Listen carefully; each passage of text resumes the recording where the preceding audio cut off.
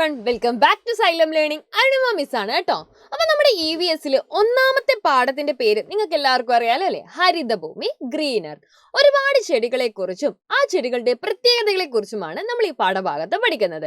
അപ്പൊ ഓരോ ചെടിയുടെയും പ്രത്യേകതകൾ എന്താണെന്ന് ഓണപരീക്ഷയ്ക്ക് ചോദിച്ചു കഴിഞ്ഞാൽ നിങ്ങൾക്ക് എഴുതാൻ പറ്റത്തില്ലേ? തീർച്ചയായിട്ടും എഴുതാൻ പറ്റും കേട്ടോ. അപ്പൊ അതിനെ നിങ്ങളെ ഹെൽപ്പ് ചെയ്യുന്ന ഒരു വീഡിയോ ആയിട്ടാണ് മിസ് ഇപ്പോൾ വന്നിരിക്കുന്നത്. അപ്പൊ നമുക്ക് ചില ചെടികളെ നോക്കാം, ആ ചെടികളുടെ പ്രത്യേകതകൾ എന്താണെന്നുള്ളതും കൂടെ പഠിക്കാം. ഓക്കെ, അപ്പൊ ആദ്യമായിട്ട് മിസ് കൊണ്ടുവരുന്ന ചെടി എന്ന് പറയുന്നത് ചീരയാണ്. ചീര എന്ന് പറയുന്നത് ഏത് വിഭാഗത്തിൽപ്പെടുന്ന ചെടിയാണ്? ഇറ്റ്സ് എ ഹെർബ് അല്ലെ, അതായത് ഔഷധിയാണ്. ചീര നമ്മൾ എല്ലാവരും കറി വെക്കാൻ വേണ്ടിയിട്ടും ഉപ്പേരി വെക്കാൻ വേണ്ടിയിട്ടും ഒക്കെ ഉപയോഗിക്കുന്നുണ്ട്. അപ്പൊ ചീരയുടെ എന്തൊക്കെ പ്രത്യേകതകൾ നമുക്ക് നോക്കണം. ചീരയുടെ സ്റ്റെം അല്ലെ, അതിന്റെ തണ്ട് എന്താണ്? മൃദുവായിട്ടുള്ളതാണ് അല്ലെ. അപ്പൊ സ്റ്റെം ഈസ് സോഫ്റ്റ് എന്ന് എഴുതാം. നോ ഡീപ്പ് റൂട്ട്, ആഴത്തിൽ വേരോട്ടം ഉണ്ടോ? തീരെയില്ല അല്ലെ, ആഴത്തിൽ വേരോട്ടമില്ല. ഷോർട്ട് ലിവ്ഡ്, കുറച്ചു കാലം മാത്രം നിലനിൽക്കുന്നതാണ് അല്ലെ. അധിക കാലം ഒന്നും നമുക്ക് ചീരയെ കാണാൻ പറ്റില്ല, പെട്ടെന്ന് തന്നെ അതെന്താവും? കേടായിപ്പോ.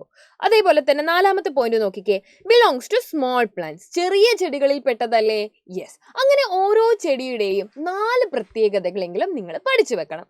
അടുത്തത് നമുക്ക് ഇതേപോലെ നോക്കാം, ചെമ്പരത്തി. ചെമ്പരത്തി എന്ത് ഇംഗ്ലീഷിൽ പറയാ? ഹിബിസ്കസ് എന്നാണ് അല്ലെ. ചെമ്പരത്തി ചെടി നിങ്ങൾ എല്ലാവരും കണ്ടിട്ടുണ്ട്, പല നിറത്തിൽ അല്ലെ, പല വലുപ്പത്തിലൊക്കെ നമ്മൾ ചെമ്പരത്തിയെ കണ്ടിട്ടുണ്ട്. അപ്പൊ ചെമ്പരത്തി എന്താണ്? ഔഷധിയാണോ? അല്ല അല്ലെ. ചെമ്പരത്തി എന്താണ്? ഷ്രബാണ്, കുറ്റിച്ചെടിയാണ് അല്ലെ, കുറ്റിച്ചെടിയാണ്. അതിന്റെ പ്രത്യേകതകൾ എന്താണ്? ഹാർഡ് സ്റ്റെം ആണ് അല്ലെ, ഹാർഡ് സ്റ്റെം ആണ്, കട്ടിയുള്ള തണ്ടാണ് ഉള്ളത്. മീഡിയം സൈസ്ഡ് പ്ലാന്റ് ആണ് അല്ലെ. ചീരയെ പോലെ തന്നെ അധികം വലുപ്പം കുറഞ്ഞത് അല്ലല്ലോ, കുറച്ചുകൂടെ വലുപ്പത്തിലൊക്കെ നമുക്ക് കാണാൻ വേണ്ടി പറ്റും അല്ലെ. അതുകൊണ്ടാണ് മീഡിയം സൈസ്ഡ് എന്ന് എഴുതിയത്. അടുത്തത് ഷോർട്ട് പ്ലാന്റ്, കുറ്റിച്ചെടിയാണ്. ഹാവ് ലോങ് ലൈഫ് സ്പാൻ, വളരെ കാലം നിലനിൽക്കും അല്ലെ. നമ്മുടെ ചെമ്പരത്തി വീട്ടിൽ കുഴിച്ചിട്ട് അത്ര പെട്ടെന്നൊന്നും എന്ത് ചെയ്യില്ല, ചെമ്പരത്തി പോവാറില്ല.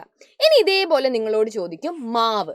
നമ്മൾ മാവിനെ നോക്കുമ്പോൾ അല്ലെ, ആദ്യം കണ്ട നമ്മുടെ ചെമ്പരത്തിയെ പോലെയോ അതേപോലെ തന്നെ ചീരയെ പോലെയോ ഉള്ള ഒരു ചെടിയല്ല മാവ് എന്ന് പറയുന്നത് അല്ലെ. മാവ് എന്താണ്? ഒരു മരമാണ്, ട്രീ ആണ്.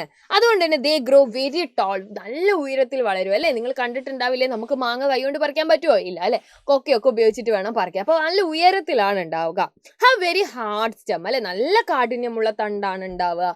മാവിന്റെ സാധനങ്ങൾ കൊണ്ടല്ലേ നമ്മൾ പലതരം ഉപകരണങ്ങളൊക്കെ ഉണ്ടാക്കാറുണ്ട്. ഡീപ്പ് റൂട്ടഡ്, ആഴത്തിൽ വേരുകളുണ്ട് അല്ലെ, ആഴത്തിൽ വേരുകളുണ്ട്. കാരണം ആ വേര് ചിലപ്പോൾ മതിലിന്റെ മുകളിലൊക്കെ വന്നിട്ട് മതിലൊക്കെ പൊട്ടുന്നതായിട്ട് നിങ്ങൾ കാണാം. അപ്പൊ അത്രയും ആഴത്തിലോട്ട് വേര് പോവാറുണ്ട്. ഹാവ് ലോങ് ലൈഫ് സ്പാൻ, ദീർഘകാലം നിലനിൽക്കും അല്ലെ. ഇനിയിപ്പോ മരങ്ങൾ നോക്കിക്കഴിഞ്ഞാൽ ഇനിയിപ്പോ അരയാല് ചോദിച്ചു കഴിഞ്ഞാലും നിങ്ങൾക്ക് ഇതേപോലെ കാണാം അല്ലെ. അരയാലിന്റെ വേരുകൾ എത്രത്തോളം ദൂരത്തേക്ക് പോകുന്നതായിട്ട് നിങ്ങൾക്ക് കാണാം, വലിയ ശാഖകളാണുള്ളത്. അങ്ങനെ ഓരോ ചെടി ചോദിച്ചു കഴിഞ്ഞാലും അതിന്റെ പ്രത്യേകതകളെ കുറിച്ച് എഴുതാൻ നിങ്ങൾ പഠിച്ചിരിക്കണം. ഇതുമായിട്ട് ബന്ധപ്പെട്ട ചോദ്യങ്ങൾ ഓണപരീക്ഷയ്ക്ക് കാണാൻ സാധ്യതയുണ്ട്. ഓക്കെ, അപ്പൊ എല്ലാ മക്കളും ഈ ചോദ്യം ഒന്ന് നന്നായിട്ട് ഓർത്ത് വെക്കുക.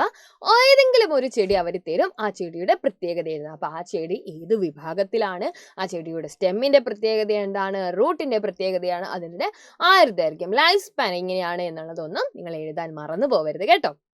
അപ്പൊ എല്ലാവർക്കും ഇന്നത്തെ വീഡിയോ കൃത്യമായി മനസ്സിലായെന്ന് വിചാരിക്കുന്നു. അടുത്ത ദിവസം നമുക്ക് വീണ്ടും കാണാം.